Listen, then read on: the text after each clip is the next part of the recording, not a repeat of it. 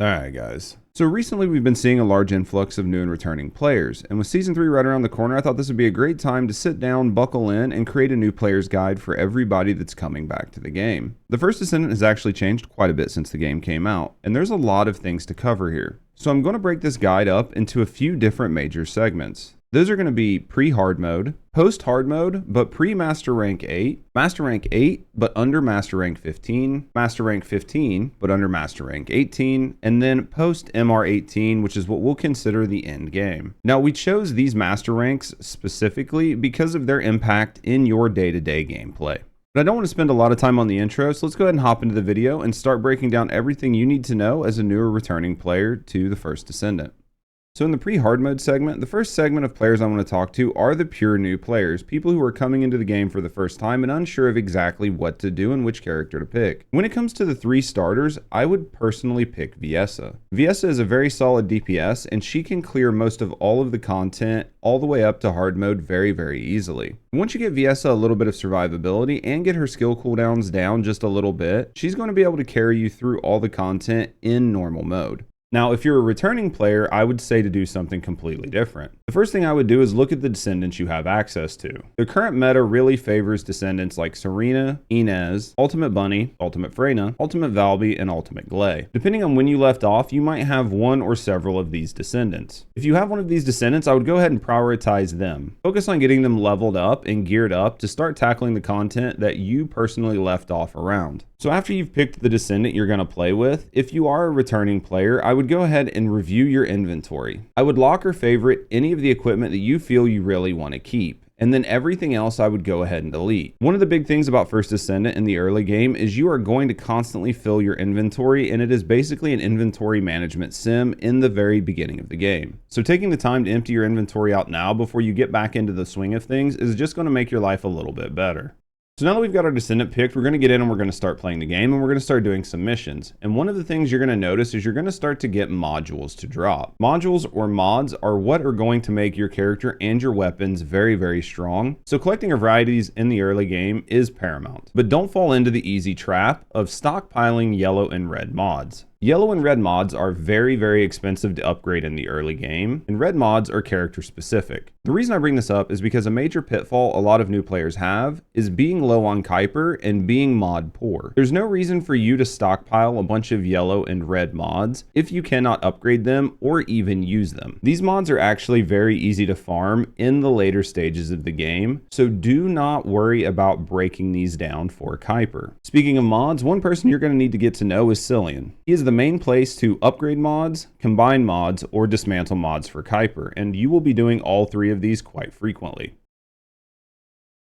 Alright guys, so now that we've talked about modules, I do want to talk about module capacity. Module capacity dictates the amount of modules you can put on your character. And as a fresh Master Rank 1 Descendant, you can put 25 points worth of mods on your character. One of the easiest ways to increase your module capacity is to go ahead and level up your Mastery rank. As you can see here in the Mastery rank chart, upgrading your Mastery rank does increase the maximum amount of capacity you can have all the way up to 50 capacity. And that is honestly a great place to start, but there are other things you can do to increase your capacity. Energy activators look like this. You can get them from random events, from the game in general, or you can craft them up. And in order to add it to your character, you need to go to your module's additional settings. From here, there will be a button that says capacity up. If you do not have an activator on your character, it will give you the option to add one from here. So with the Mastery rank 20 character and an energy activator, you should have a module capacity of 70. And one of the last things you can do to increase your capacity is by adding a maneuvering mod. Maneuvering mods function differently than other mods. Instead of subtracting capacity, they do add capacity. And when fully upgraded, they will add 10 to your capacity, which will bring your module capacity up to 80. Now, regular mods, unlike maneuvering mods, will start to utilize some of that capacity. So for instance, adding this focus on electricity to our Eugen's tree will eat up 16 of our capacity. Now you can actually reduce the amount of capacity a mod takes up by putting it on a mod socket with a matching mod socket type. So if we move focus on electric down here where this X is, you can see it actually reduced the cost of that mod by half. And this is something you will need to do in order to fully max out your descendants. And while my Eugen does have a lot of mod socket types on him, not all descendants have this many. Honestly, a lot of descendants only start out with just a few. And if you want to get additional on there, you need to go back into your mod additional settings menu. From here, there's a thing that says assign module socket type. When you click on that, it will show you all your module slots. If you have crystallization catalysts, you will be able to put additional mod socket types on those slots. What you want to do is click on the slot that you want to add one to, and then from there, click the socket type that you want. After you do both of those, you will be able to apply the socket type, but you will only be able to do it if your Descendant is level 40. If you elect to do this, it will reset your Descendant back to level 1, and you will have to re-level your Descendant. I know that sounds a little bit daunting, but this is something you will be doing quite frequently, so don't worry about it too much. So while putting a mod on a socket type that matches does reduce the cost, if you put it on a socket type that does not match, it will actually increase the cost. As you can see here, it took our cost from 16 to 21. This is something you want to try to avoid at all costs. Now, if I move this mod over one slot, you'll see that it doesn't actually double the cost. The reason for that is the little square symbol beside the R. You may not know it, but that is actually a socket type. And that socket type means you can put anything in that socket. And if you put a mod in that socket that does not match, it will not increase or decrease the cost. But as you notice, there is a square in there and an R. And that is because you can put multiple socket types on a single socket. So while I can put any mod on that slot I want, if I elect to put an R on there, it will still reduce the cost of that mod. In the early game, if you're unsure of what sockets to put on your characters, go ahead and prioritize C and R slots. These are mainly used for survivability, and they are something that will help you in the early game. Don't worry though, in the later game you will put additional socket types on top of these. That way you can prioritize DPS after your kit gets a little bit more rounded out.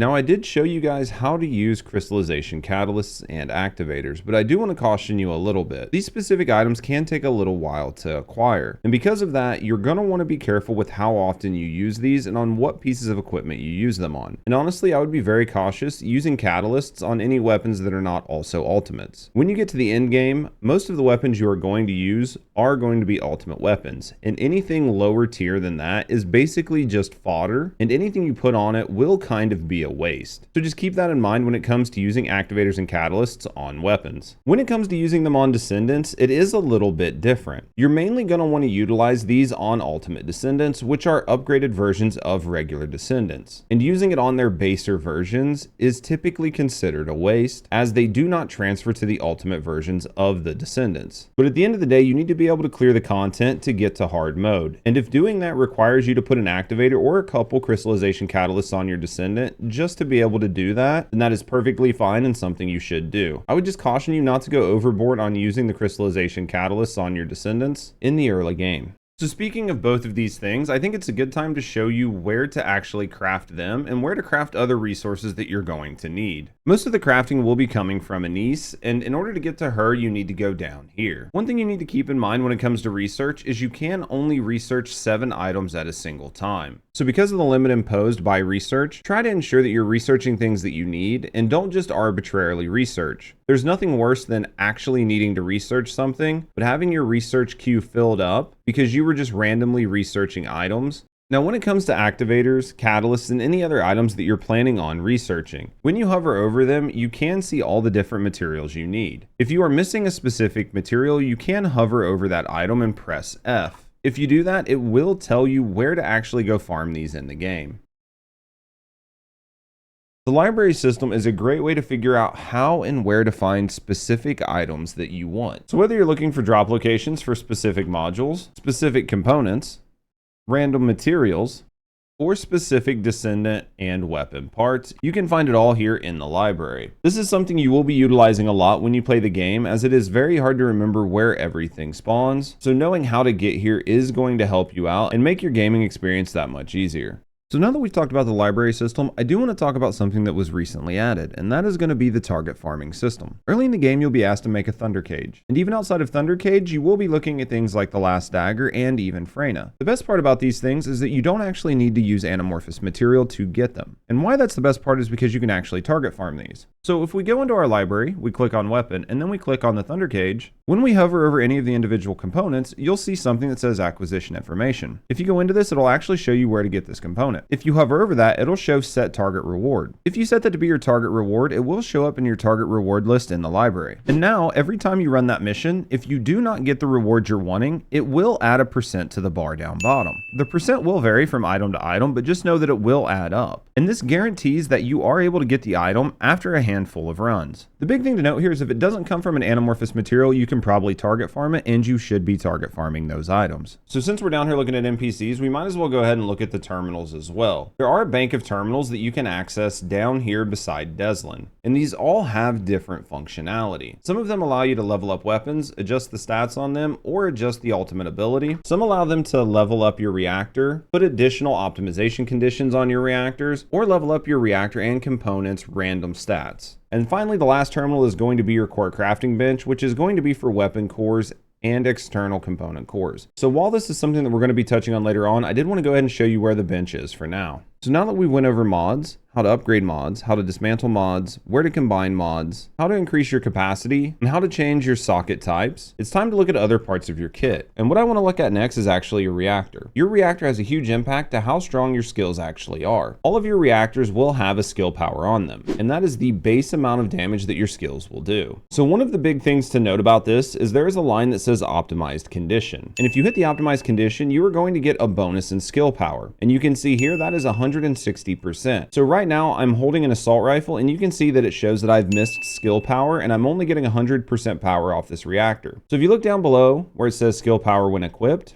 that is the base amount of skill power that my attacks will have. So in the second slide, all I've done is equipped a hand cannon, and you can see that the base skill power on all of my skills went up by a substantial amount. So this is one of the most basic things you can do to ensure that you're doing the most amount of skill damage possible. In the early game, you're not really going to be adding additional optimized conditions to your reactors, but you will want to swap out your reactors as you get higher level reactors. When you do this, just make sure whatever weapon you're using matches the optimized condition. It is better for you to swap weapons if you're using skills to ensure you're doing the most damage possible over using a higher DPS weapon but losing a bunch of additional skill damage. So the next thing I want to talk about is going to be your components. While you're going through the normal mode campaign, one of the things you're going to want to prioritize is survivability. And one of the easiest ways to do that is to pay attention to which components you put on. In the most early stages of the game, your build is going to be changing quite frequently. So when it comes to components, for their main stat, try to prioritize those that have HP over anything else. The order I would prioritize in would be HP, then defense, and then shield. Outside of that, for the random stats, you are definitely going to want to try to prioritize HP and defense when applicable. And the only component that you can actually get additional HP on is going to be your auxiliary power. The only other component that has a really useful sustained stat is going to be your memory. And for that, you're going to want to try to find one that has an HP main stat and a defense random substat down bottom. So I want to go ahead and talk about a couple key stats you need to be aware of, a few choice mods, and how those mods will affect those stats. Mods like Nimble Fingers and MP Conversion will decrease the cooldown time on your skills, allowing you to spam them even more. So while we're talking about skill cooldown, I do want to explain that the maximum amount of skill cooldown you can get is 90%. You cannot reduce the cooldown of your skills any more than 90%. We're going to go ahead and look at SERENA's #1 skill here, and you can see in the tooltip, it says our cooldown right now has gone from a 15-second cooldown to a 4.6-second cooldown.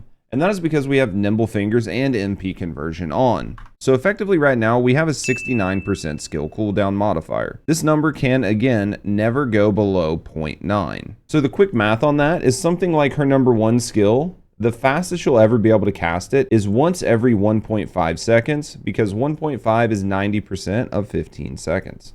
Other great mods are mods that increase your range, such as skill expansion, maximize range, and amplification control. One thing to keep in mind here is that you cannot just infinitely add range. Different skills have different range caps. As you can see here on Ultimate Viessa, the range for her 3 skill has a maximum expandable range of 250%. And with skill expansion and maximize range on here, we are actually what is called overcapped. We are hitting 300% range, and that's what it shows on our tooltip here. But even though the tooltip here shows that we have a 300% increase, we don't actually get that. The maximum we're going to get out of this is actually 25. So pay attention to your tooltips when it comes to your range, and make sure that you are not adding more range than you need when it comes to your skills. Another thing to keep in mind here is you can never get more than an 80% damage mitigation. So what that means in plain English is there is a diminishing return on the amount of defense that you add to your character. Also, the max move speed has been increased, and the current max move speed in the game is 1600. So while you're going through the early stages of the game, continue to focus on HP, survivability, and skill cooldown. These things will give you the most bang for your buck and ensure that you are able to clear the content easily. As you progress through the campaign, you will eventually be able to start focusing more and more on the damage from your skills, which will allow you to have more of an offensive playstyle and lets you have a mentality of they can't kill me if they're dead type of gameplay. And the very last thing I want to point out for new players is the in-game events. These can be accessed from the game menu, and they're normally on the right side. Different events offer different rewards, so you definitely want to go through here and check these out and make sure you're doing whatever events are in-game or on the First Descendant website.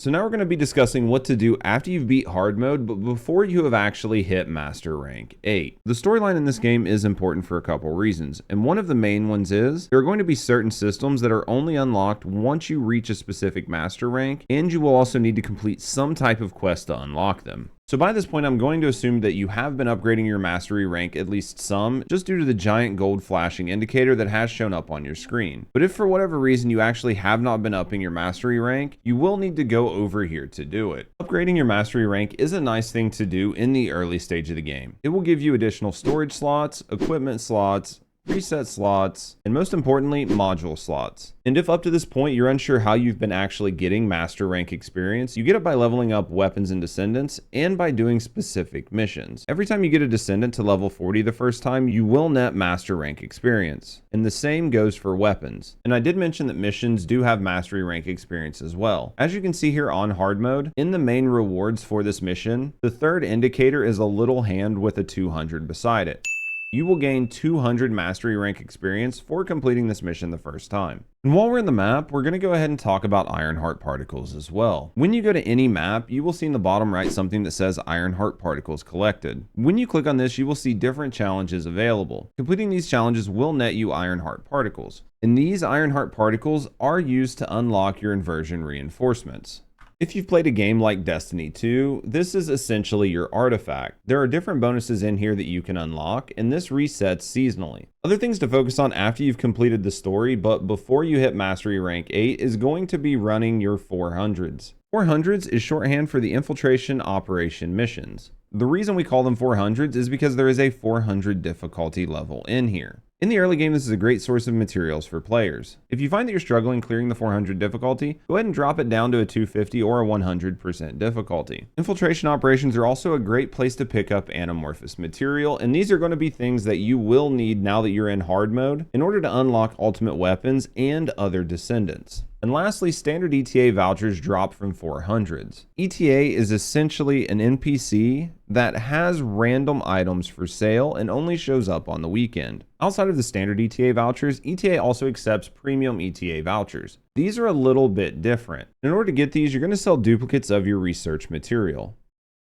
So while we did discuss 400s and how well 400s can help you farm Kuiper, there are additional ways to farm Kuiper. And one of the best ways to do this is to open vaults that you can find on the map. If you are going to open these vaults, I do suggest that you use either Enzo or Nell when she comes out. Both of them will get a bonus to the amount of Kuiper that drops when you open a vault. Now, in order to open these vaults, you will need either code breakers or code analyzers. In order to find these vaults, go to any map in the game and open your map. From there, you'll see little circles on the map of different colors. A different color tells you the rarity of the vault you're getting ready to open. Some of these can be a little bit hard to find, so it will take you a little while to find them. But the good news is, once you know where they're at, they typically spawn in the same locations. Once you find a vault, go ahead and walk up to it and use your code breaker on it. It will pop up a little mini game. After you do the minigame, you should get rewarded with a little bit of Kuiper and some materials. So now that we've talked about where to farm Kuiper, I am going to tell you a couple great spots to get gold. So for gold, the first thing you're going to want to do is do your daily invasions. So once you open the terminal, you're going to look for the Vulgus invasion icon. When you click on that, you will see that the infiltration operation is on the left and the invasions are on the right. You can do each one of these invasions twice a day. And as you see here, you are guaranteed to get 1.25 million gold per run, which means if you do all 4 of your invasions, you can get 5 million gold a day just from running these. This is another one of those things where I would suggest that you do this in a public operation and not by yourself. Another great way to farm for gold is from the Spec Ops terminal. So when you go into the Spec Ops terminal on hard, there are going to be 2 different missions. When you click into here, you can see the rewards, and you can see that gold is part of the rewards. So you can see here, as you hit these milestones, you will get a chance at getting gold, and these will stack up until you end up leaving the mission. So this is another great way to get gold and to farm gold in the game. So by this point, you have a pretty good understanding of the game, and now it's time to consider a different Descendant. But which Descendant should you go for? Well, prior to MR8, one of the better Descendants to pick up is probably going to be Ultimate Bunny.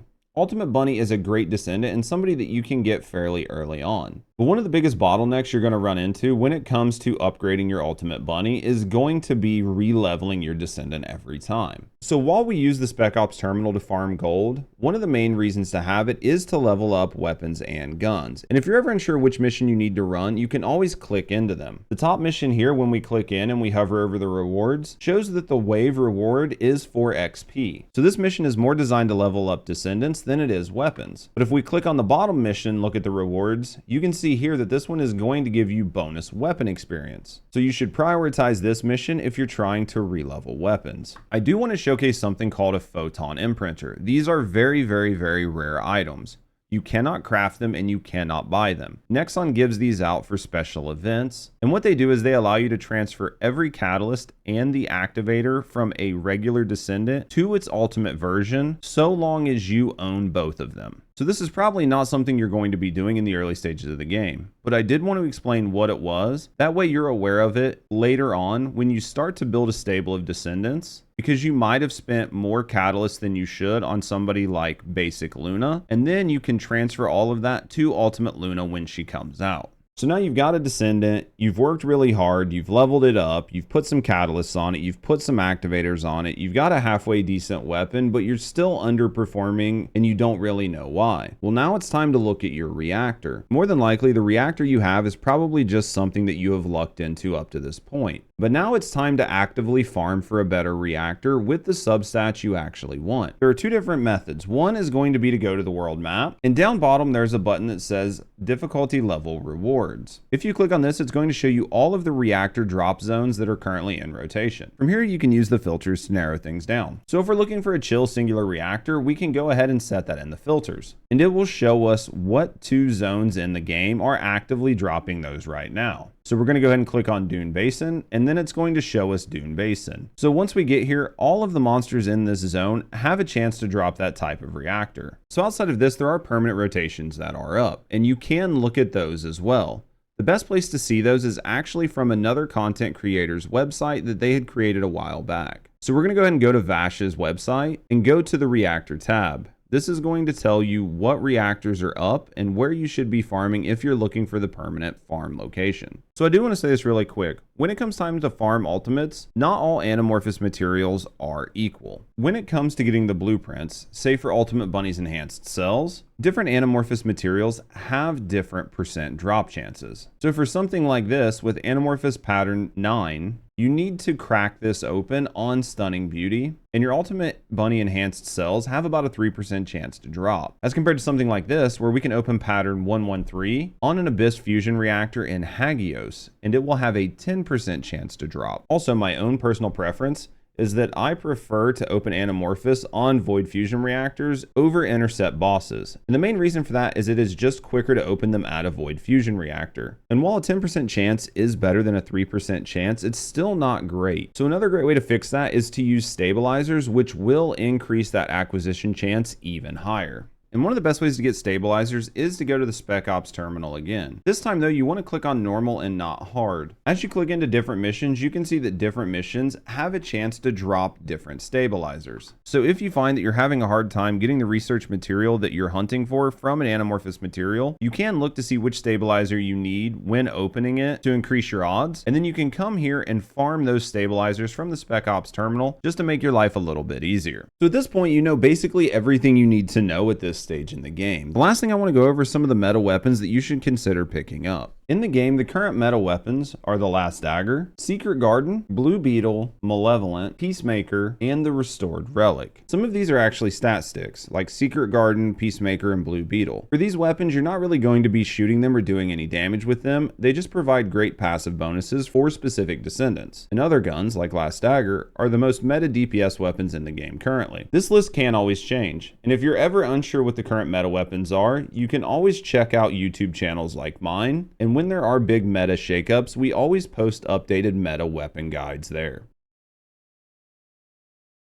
So this part of the guide is going to focus on after you get to mastery rank 8, but before you're actually mastery rank 15. This is a big step because you now have access to the Void Vessel. Void Vessel has two of the most important things in the game. One of them is going to be the dogs, and the other one is going to be Inez. Inez is the current queen of mobbing, and even though she's not an ultimate descendant, she is the best mobbing descendant in the game and somebody that you should get and you should build. And the reason the dogs are important is because they act as pickup pets. They will run around and pick up a lot of the items that are on the floor, and they will break down things that you don't want. That way you don't have to do it yourself. So as a quality of life item, they are the most important part of the game. So in order to access the Void Vessel, you need to go to the terminal right here. Normal Void Vessel is going to drop the Hagios Sheepdog, and it's going to drop Keelan. Out of the two dogs that we have available currently, the Hagios Sheepdog is the better of the dog. So I would prioritize trying to get the Hagios Sheepdog out of Void Vessel normal. Another thing to keep in mind here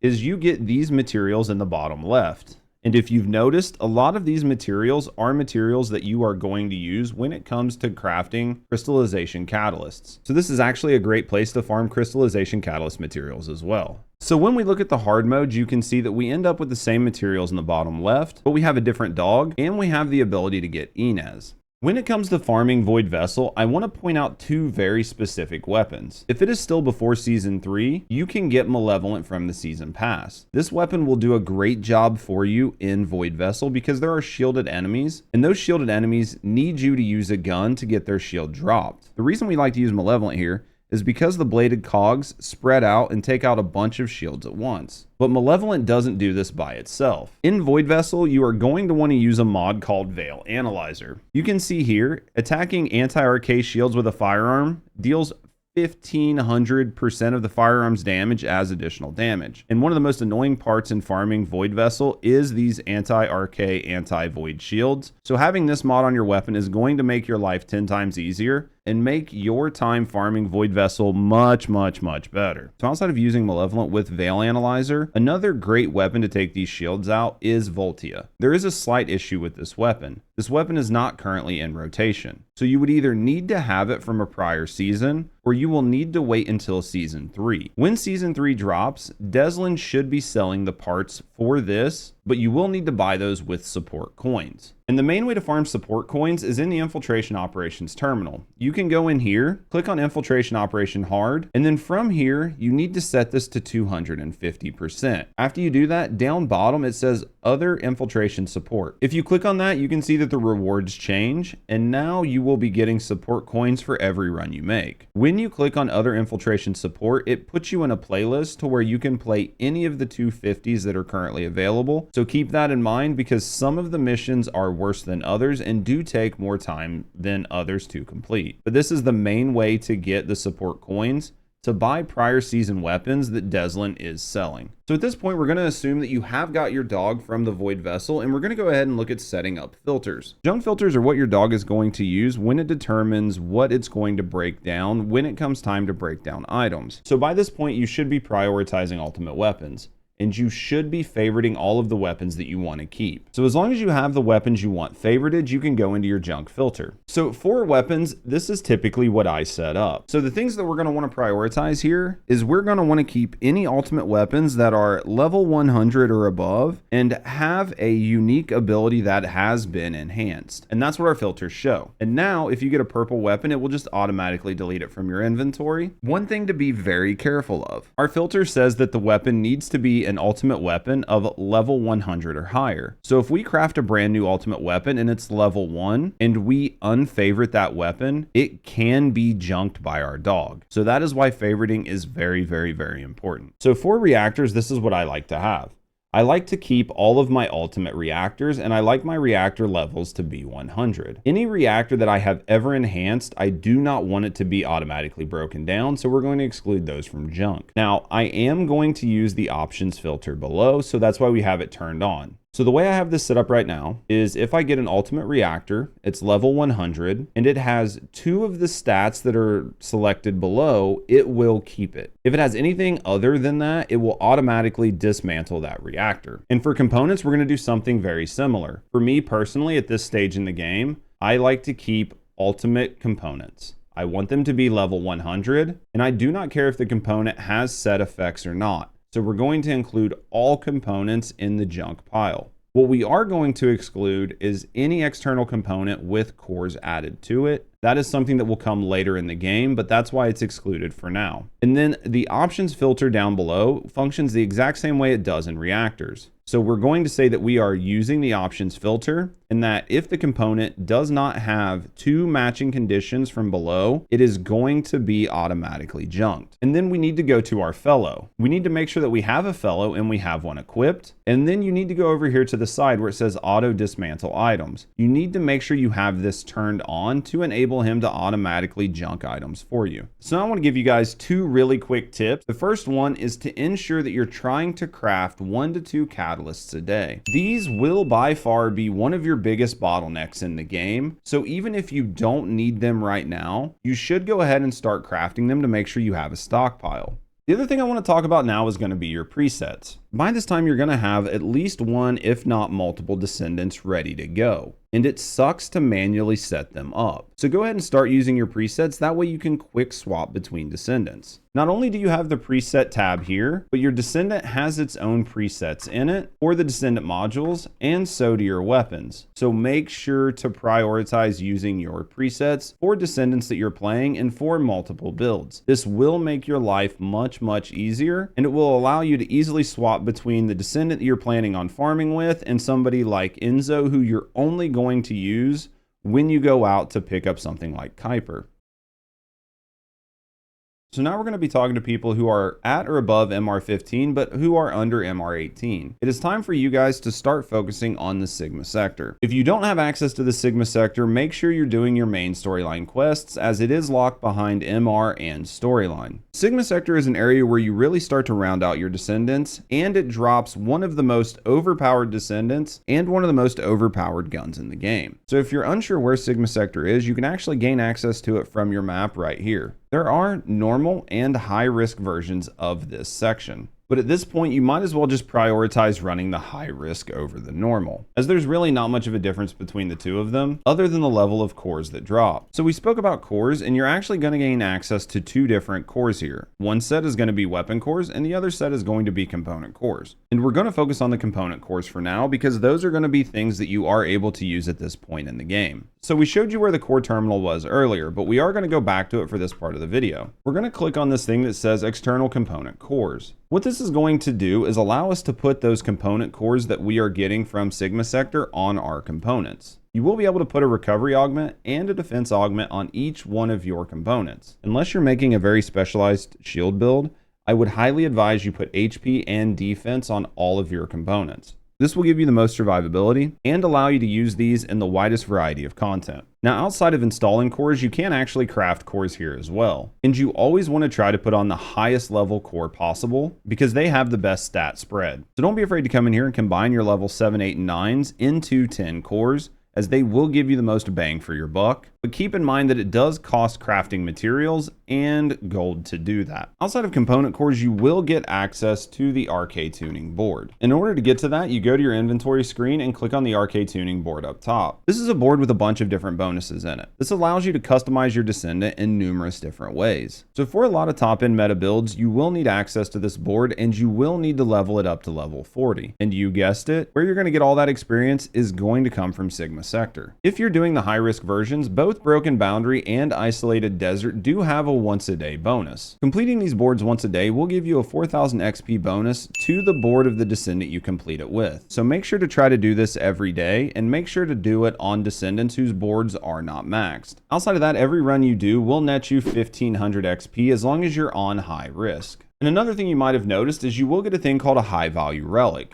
You can trade these into Arena for various items. If you have not maxed out your boards, I would advise that you get the Arche XP boost. This is going to make your life much better and make it easier for you to max out those Arche boards. Once you max out your boards, you can still farm these and turn these in for equipment slots and storage slots. So you might think that Arche tuning and component cores are the most important thing to get from Sigma, and you would be wrong. The most important thing to get from Sigma is actually SERENA. She is by far and away the most meta descendant in the sandbox. She is somebody that you should prioritize getting as soon as you have access to Sigma Sector. If you've been watching this video, then you already know how to target farm. Do the same thing you did for Inez, but do it for SERENA, and make sure you get her as fast as possible. Outside of SERENA, you can actually get ATAMs here as well. This gun will allow you to one-shot all of the Hardmode Colossus in the game, no question asked. Between SERENA and this gun, you should be able to mass farm every piece of content in the game, so definitely prioritize picking both of these up. So another thing I want to say about Sigma Sector is it basically drops everything. It drops weapon cores, it drops component cores, and it drops material to upgrade both your reactors and your component sets. So if you do not have a maxed out roll on your component or your reactor, do not worry about it. You can actually upgrade those with materials now. If you're unsure how to do that, we did go over it before. You want to go to the auxiliary workbench. From here you have two different choices: reactor option enhancement and external component option enhancement. These are going to allow you to take your reactor and your components and fully max them out. So you can see here, I can pick any reactor,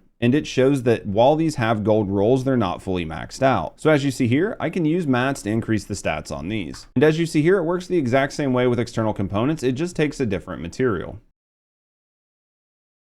So now I'm talking to all you guys who have made it to Master Rank 18. It's time for you to dip your toes into Void Erosion Purge. Void Erosion Purge can be found right here. And this is where you're going to start getting high level weapon cores. So in order to start using weapon cores, you're going to need core binders. So in order to craft these, you're going to need Void Abyss metal fragments. And these come from two different locations. One of them is going to be from running 400s. Each 400 you run will net you about 150 of these. And the other place is going to be random drops in Void Erosion Purge. Once you have 2,000 of these, you will be able to go back to Anise and craft your very first core binder. Once you have a core binder, you will need to go to the core terminal. From here, click Weapon Core and pick the weapon that you want to put a core binder on. Now all of my weapons have core binders on them, so the menu is going to look a little bit different. But if your weapon does not have a core binder on it, all you'll need to do is click the weapon. Down bottom, it'll ask you if you want to put a core binder on, and if you have one, say yes. After you do that, the next time you look at it, you will have a menu that looks more like this.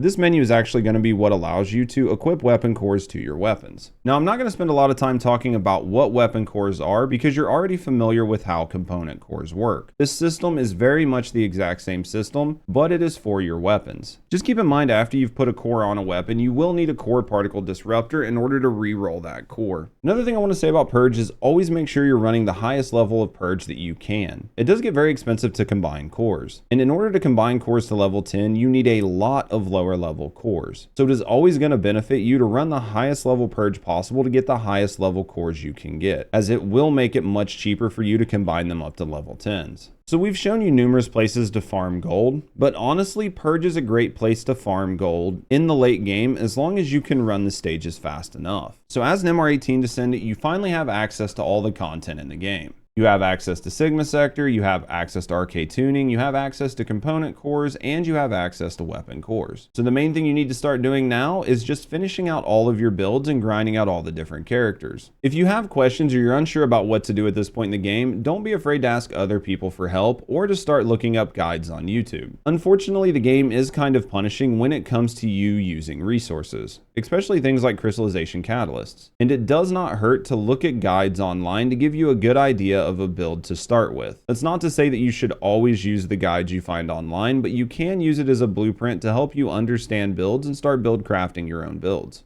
And while playing solo and in pubs does work, it doesn't hurt to actually have friends and community to play with. And if you're looking for a great community, you can always come see us live on Twitch or on YouTube Live.